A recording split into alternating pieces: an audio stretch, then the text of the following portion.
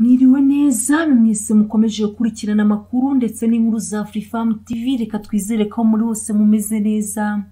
Nsengiyumva François wamenyekanye ku izina ry'Igisupusupu ararekuwe. Mukomeze mudushyigikire mukanda like na subscribe. Imana ibahe umugisha.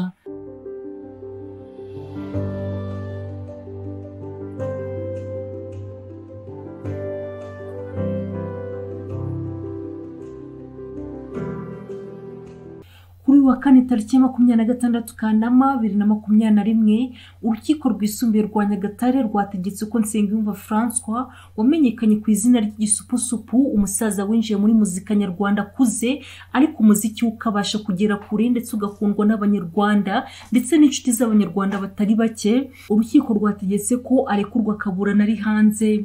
Urukiko rwemeje ibi nyuma y'uko rusanze ibimenyetso byatanzwe n'ubushinjacyaha n'impamvu nkomezacyaha ku buryo yaburana afunze nta shingiro zifite. Ku wa kabiri tariki ya 24 Kanama nibwo urukiko rwisumbuye rwa Nyagatare hifashishijwe ikoranabuhanga rwari rwumvisha ubujurire bwe ku cyemezo cyari cyafashwe n'urukiko rw'ibanze rwa Kiramuruzi cyo kumufunga iminsi 30 y'agateganyo.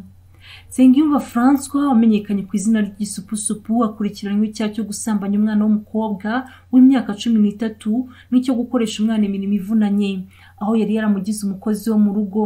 Ni icyemezo yahise ajurira mu rukiko rwisumbuye rwa Nyagatare.